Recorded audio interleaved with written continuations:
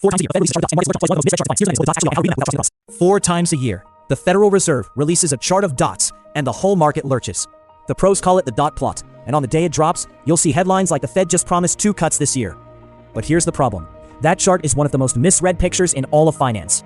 Many people treat it like the central bank's official plan, a promise of what's coming. It is not that. So what is it really?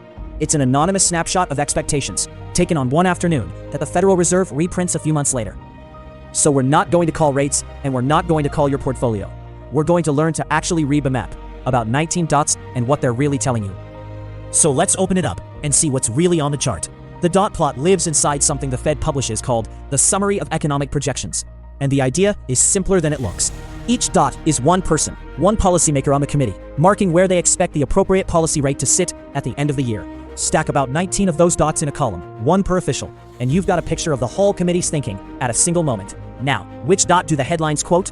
The middle one. The median dot is the way to summarize a crowd with one number. It's the level where half the committee sits above and half sits below, and it's what you hear shouted across every screen. So when someone says the Fed sees rates around 3.5%, illustratively, they mean the median dot. But notice what that quietly hides. It's the middle of a spread of guesses, not a single committee call. Now zoom out, because reading the dot plot well means looking at 3 things, not 1. First, the median path. Trace the middle dot across the columns for this year, next year, the year after, and you get the committee's expected direction over time, illustratively, maybe around 4% now, drifting toward 3. Don't fixate on a single dot, follow the line of medians. Second, the spread. How scattered are the dots in each column? A tight cluster says the committee broadly agrees. A wide scatter, maybe a full percentage point apart, says they really don't. And that disagreement is information. Third, the longer run dot, the one parked far to the right. That's the Fed's estimate of neutral, the rate that neither speeds the economy up nor slows it down, often pegged around 2.5% to 3%, illustratively. Path, spread, and the long run anchor. Read all 3 and the map suddenly makes sense. Here's the part that trips everyone up. The dot plot is not a commitment, it's a snapshot, and snapshots go stale. Every single quarter, the Fed takes a fresh picture and the dots move. Why? The reason is simple. The projections are conditional on the data, and the data keeps changing. Picture a track record of the dots.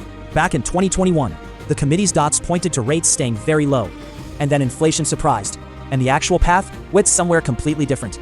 That's not a scandal, it's the whole nature of the thing. The dots simply mark where officials expected rates to go given what they knew that afternoon. New information lands, and the next plot reprints.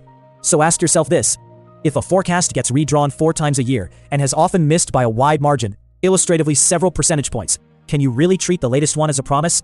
Of course not. It's a reading, not a guarantee.